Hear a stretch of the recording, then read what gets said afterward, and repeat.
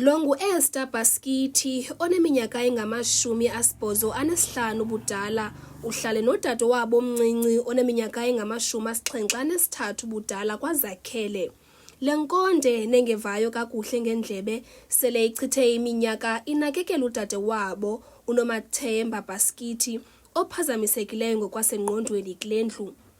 La maxekokazi awanabantwana nanjengoko okadade wabo mdala wasweleka ze udade wabo yena akabi nabo.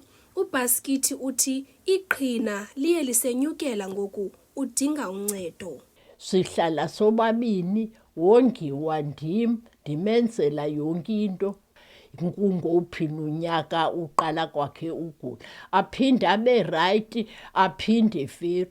Usowuqala ngoku kule ekuqala kwale nyanga wavukwa yilaa nto wamane ethetha yedwa wasuka ngoku watyhafa amadolo. Kube nzima umphakamisa kuba nangoku ulele ulele ebhedini, andikwazi umphakamisa, andikwazi umtshintsha noba ndifuna umfaka ihakisi ngoba ushiywa nayo imintsontso, ndithenga neehakisi ndindodwa.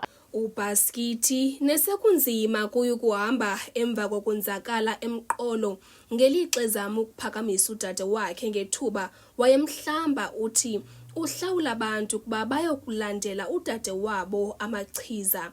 Eli xhegokazi lithi eyona nto ingalonwabisa neliyinqwenelayo kukuyobekwa kwikhaya elihlala abantu abadala kunye nodade walo. Bendingavuya ba benosizamela indawo kuba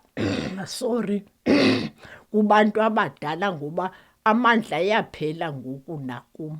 Ixesha elibendisoke noko ngakhange ngoku ndibethwa sisinqa ngoba kaloku ndikruneka koka kumphakamisa, ngoku kuba nzima. Isebe lophuhliso loluntu kweli phondo lithi liza kuthumela oonontlalontle kweli khaya ukuza kujonga imeko ooBaskithi abahlala phantsi kwayo. Into esizakuthi siyenze kukuthi sithumele oonontlalontle bethu kuba ngabo abanobuchule nokuqeqeshwa ukwazi ukusingatha iimeko ezifana nezi, ukuba baye kwela khaya ukuya kuqwalasela imeko yekhaya. Baza kuthi ke bakusuka apho benze ingxelo yabo enezindululo zokwazi ukuba ngaba kungenelelwe, batsho nendlela enyanzeleke ukuba kungenelelwe ngayo. Lo gama lamaxhegokazi elinda uncedo uBaskithi usaqhubekeka nokunakekela udade wakhe. Kwiindaba ze-MPK TV, ndingusisipho Mtiki, eGqeberha.